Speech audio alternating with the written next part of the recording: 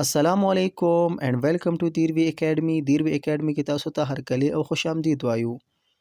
نن به په دې ویډیو کې مونږ د انګریزي انګلیش ژبې لنډې او اسانې جملې وایو کوم چې تاسو په اسانۍ سره زده کولی شئ او دا جملې به تاسو له ډیره زیاته فایده درکړي.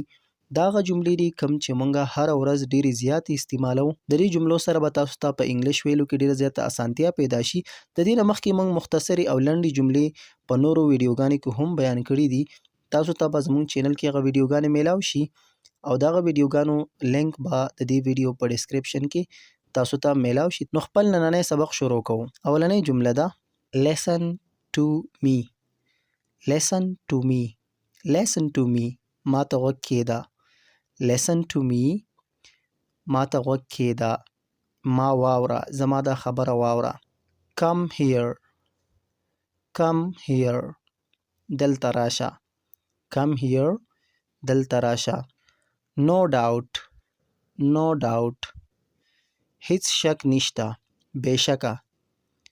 بېشکه یا هیڅ شک نشته. no doubt. stay strong.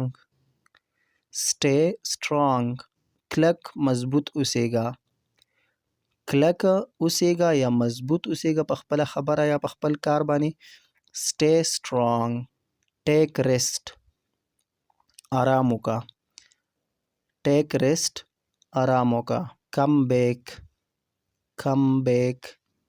واپس راشه. come back. واپس راشه. well done.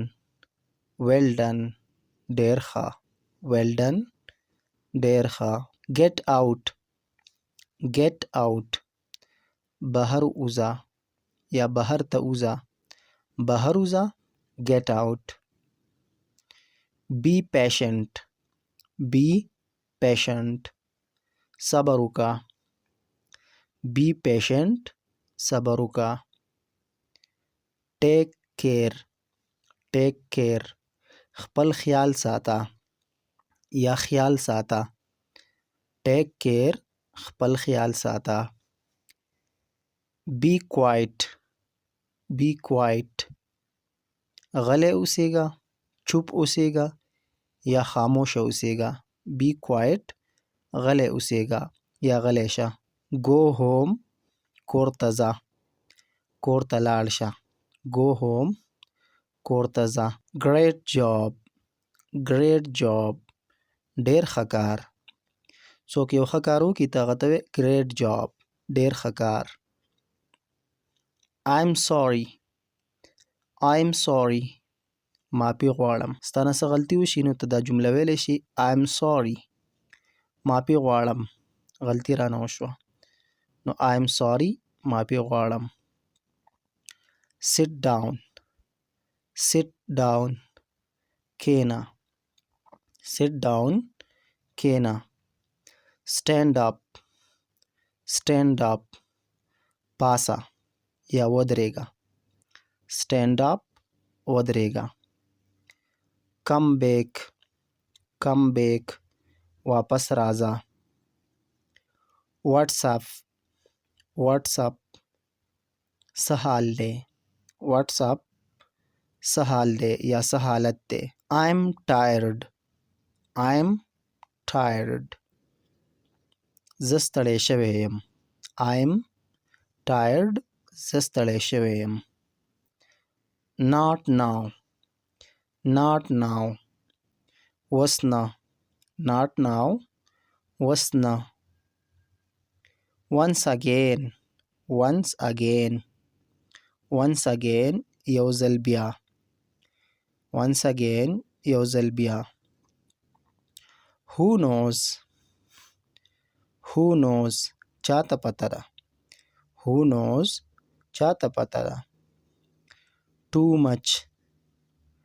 too much. ډېر زیات. too much. ډېر زیات. all right. all right. سمه ده یا صحیح ده. صحیح ده یا سمه ده. دې دپاره به استعمالوي all right. good idea. good idea. ښه فکر. ښه سوچ. څوک یو خبره وکړي ته هغه ته وایې ستا ښه سوچ دی. ښه آیډیا دی. ښه فکر دې دی، نو هغې دپاره به ګډ آیډیا. finish it finish it دا ختم کا، دا کار یا دا سیز دا ختم کا. finish it. why why ولی why ولی. who who څوک. wait here دلته انتظار وکړه. wait here دلته انتظار وکړه. stay outside stay outside بهر ودرېږه. stay outside بهر ودرېږه. دا وې د انګریزۍ ژبې مهمې لنډې جملې. دا ډېرې زیاتې اسانې جملې دي.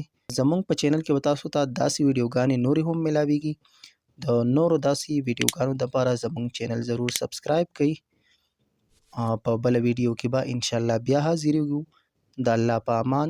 ډېره زیاته مننه.